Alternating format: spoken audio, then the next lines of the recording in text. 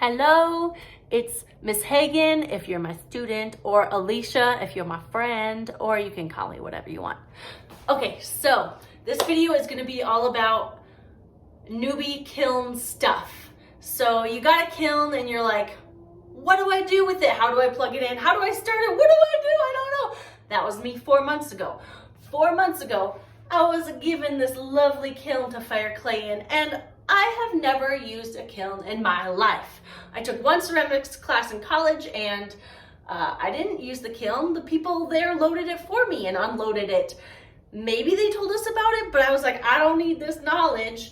And then when I was student teaching, they had kilns, but I didn't load it, unload it, and start it. They did that for me, so I never really touched the kiln.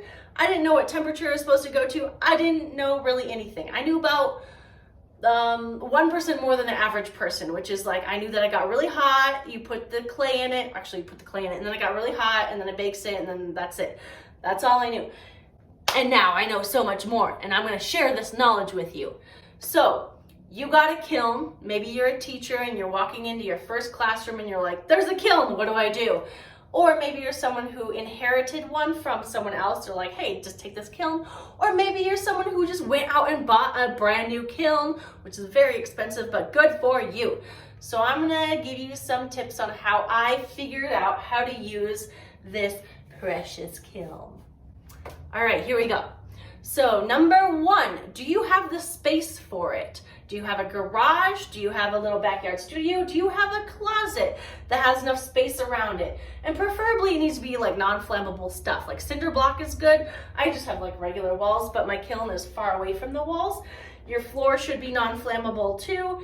And there should be windows in the area or somewhere to get air flowing. If there is a vent on your kiln, perfect. Hopefully that just works. You don't need any windows. But if there is no vent, I would suggest windows, or crack open your garage door and put some fans in there. Number two, does your electric work with the plug for the kiln? Because the kiln takes a lot more electricity than your everyday stuff, you need to make sure that the voltage is right on your plug. My kiln is a 240 volt kiln and 30 amp. And my plug here is a 250 volts, so I knew it would be compatible. The only thing I had to do was actually switch out this faceplate, because the faceplate had like slanted dryer plug, but this one takes like a straight black dryer plug that cost me like $10 to switch it out myself. But if you need actually more electricity, you need to call an electrician and have it hooked up, because I don't think you should do that yourself. You don't want to electrocute yourself, and I don't know how to do it. Maybe you don't know how to do it, call the electrician. But if you have a plug, like this plug is compatible with dryers and it works for my kiln, which is perfect. I didn't have to do anything. Okay, number three, find the manual for your very specific kiln. So I found the manual online. I printed every page off, and I just bound it with my little spiral binder. And I read through this thing cover to cover, but I mean, okay, maybe I skimmed it cover to cover. So I printed this off, and then I also learned that the temperature, what temperature it's supposed to go to. Like, I didn't know that cone 04 was 1,945 degrees. Like, that's brand new information. And I didn't know that when you fire it, it's just a big toaster oven. All it pretty much has to do is get up to the temperature that it needs to reach, and then it just goes back down. So it'll heat up to 1,945 degrees if you're doing cone 04, and then it'll shut off and cool down. And that's all it does. It's a big toaster oven. But if you're firing at cone 6, that is much hotter than cone 04, and not exactly sure. It's about 2,300 and something degrees. I also learned that the cones, so cone 4 is a lower temperature than cone 6, but cone 04 is a higher temperature than cone 06, because the O is pretty much like a negative. So think of it as like a 0, and then it goes 01, 02, 03, 04, 05, 06, and then here it goes 1, 2, 3, 4, 5, 6. So the zeros, cone 06, is actually less than 04, and I didn't know that, but now you know. That's what I learned in my manual.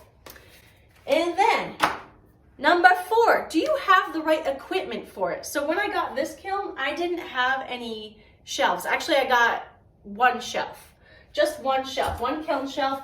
I didn't have any stilts, which are these things that will put the shelves on. So you need to get some stilts and some shelves. These stilts are about $5 a piece maybe, and these shelves can be pretty expensive. I got the half shelves because I wanted to stagger them when I loaded it, and I have one full shelf for the bottom. The shelf is like $25 or something like that, but I had to get 1, 2, 3, 4, 5, I think I bought 5 new shelves because it didn't come with any.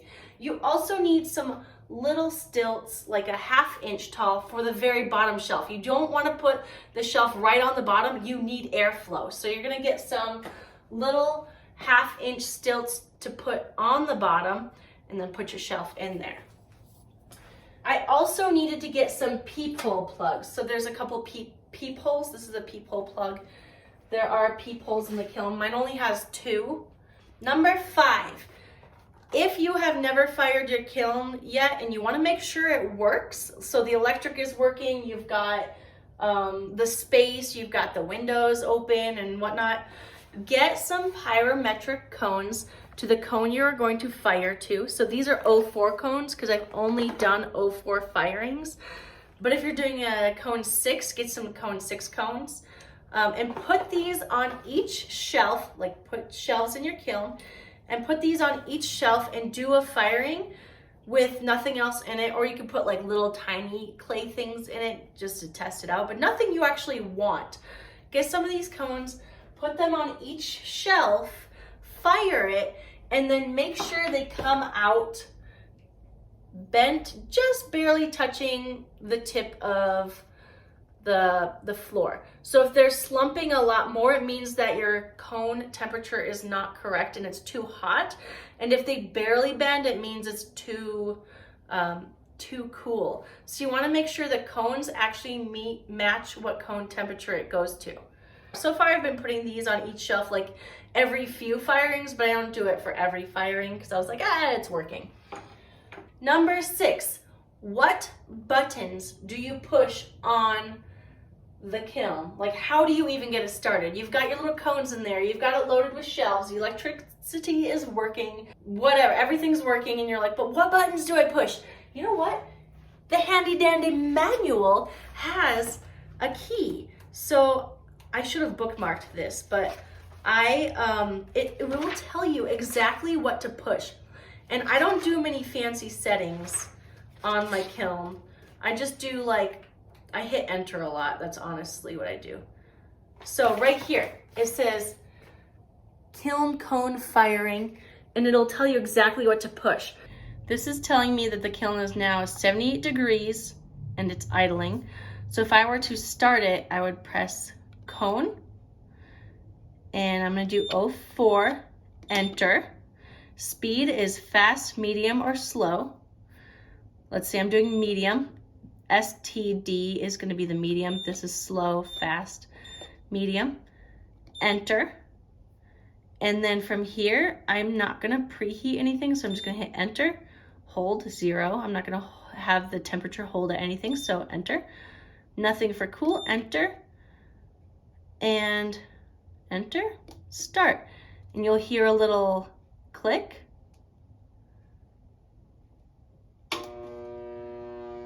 And those 3 lights mean that it's heating up, and each of those clicks is the elements heating.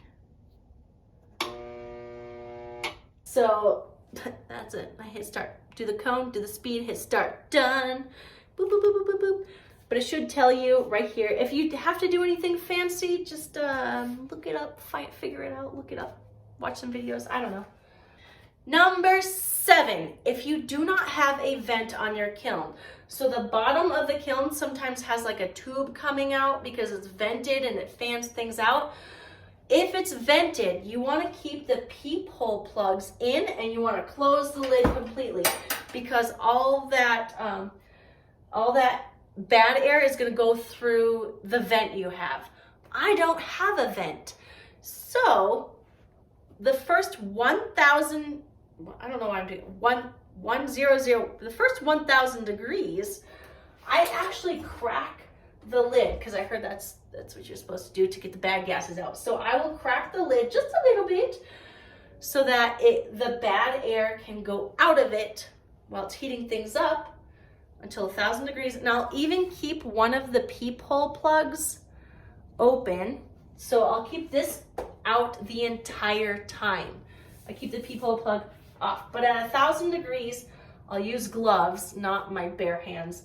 I will close this lid and then keep it firing. And that's how I do it. So I have 1,000 degrees, that's now closed. And then you just wait longer. It'll reach about the 2,000 degree mark, shut off, stay complete, and have to cool all the way down. And that's it. That's it. That's it. Number 8, taking the stuff out.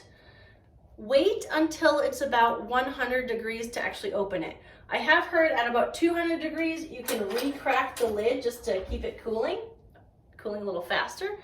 And then at 100 degrees or less, preferably room temperature, you can open this bad boy up and take out your stuff. If it's still hot, use some gloves. I have some leather gloves right here. Whoa.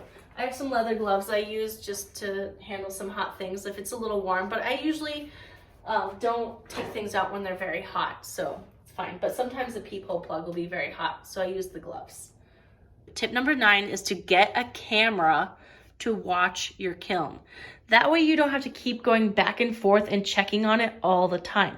If you have a camera, you can just stream it right to your phone, check it on your phone and see what the temperature is at, and then make sure nothing is, on fire or exploded.